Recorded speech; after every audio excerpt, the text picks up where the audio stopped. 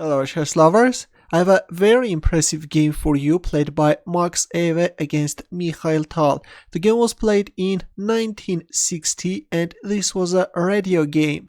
Max Euwe had white pieces and he started with e4, c5 by Tal, Sicilian defense, knight f3, d6, d4, c takes d4, knight takes d4, knight f6, knight c3, a6, Tal is going for Najdorf variation, bishop g5, Euwe is going for main lines e6, f4, bishop e7, queen f3, queen c7. This is all standard stuff seen many times.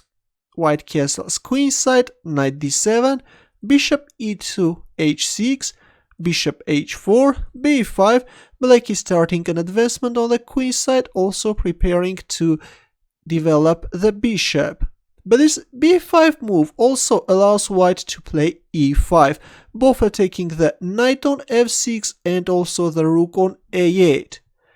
Bishop b7, now white queen is under attack. Looks like that white should move away his queen, but in this position Max Euwe played e takes f6, a fantastic move which leads to queen sacrifice. Previously I have already published a game where Mikhail Tal is choosing the same line by going for queen sacrifice. But that happened a year later after this encounter. If I am not mistaken, it was Latvian chess master Jānis Klavins who tried this line for the first time and did it against the greatest attacker Mikhail Tal in 1959. Though Tal managed to win the game with the black pieces. Of course, Max Euwe knew about that game and he goes for the same line, definitely with some new ideas. We see bishop takes f3, Tal is accepting the queen sacrifice, bishop takes f3, now both the bishop and the rook are hanging, but black is first capturing on f6, bishop takes f6, and only now black is moving away his rook with the intentions of putting pressure on this c file. But Max Euwe is also capturing on g7 and rook g8. This is not the best square for the game. Against Jānis Klavins, Mikhail Tal played rook h7, which is the best move, both attacking the bishop, also protecting the pawn on h6. After rook h7, white can play f5, if rook takes g7 then f takes e6 with a very sharp game. But instead after bishop takes g7 we see rook g8. Bishop h5, white is now preparing to meet rook takes g7 with knight takes e6, but actually simply grabbing the pawn on h6 would have been better. If b4, then white can go for this crazy knight sacrifice on d5, again a very standard sacrifice in the Sicilian defense. If e takes d5 then rook e1 check, if king d8 then bishop g5 check, and after rook takes g5 f takes g5. Actually, Angis prefer white's position, giving white some advantage. But instead after rook g8 we see bishop h5, which allows black to equalize the game. Here comes queen c5, f5, white is of course playing very aggressively. Black king is stuck in the center of the board and white will try to target that poor king.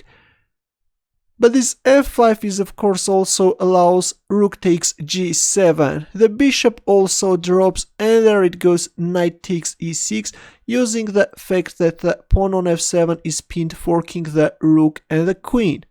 Queen e3 check, moving the queen under the fire with a tempo. King b1 and knight e5. Tal is playing very aggressively. He's allowing white to capture the rook on g7. Actually, moving away the rook would have been better. If knight d5 then queen f2. But instead after king b1 we see knight d5, and now Max Euwe simply grabs the rook on g7. King f8, f6, strengthening the knight on g7 square, b4 and knight a4. Well, instead of playing knight a4, Max Euwe could gain advantage by placing the knight on f5, both attacking the queen, also intending to capture on d6. If queen g5 then knight takes d6 simply. If rook a8, then knight e4, allowing queen takes h5. Now white will play rook d5 with the threat of g4 and winning the knight. Of course, after winning the knight, white will have a huge advantage. But instead, after b4, we see knight a4.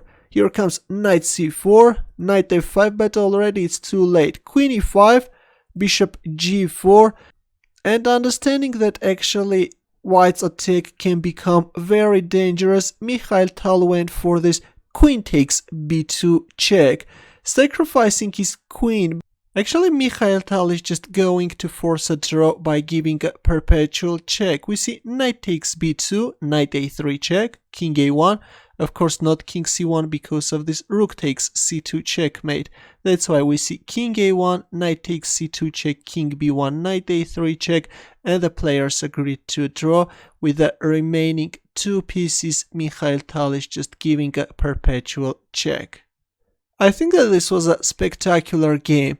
We saw two queen sacrifices, also a lot of other great fireworks on the board. And finally, the game ended in a draw. This was just a clash of titans. If you enjoyed this mind-blowing game, don't forget to give the thumbs up or subscribe to my channel. More games are coming. Good luck.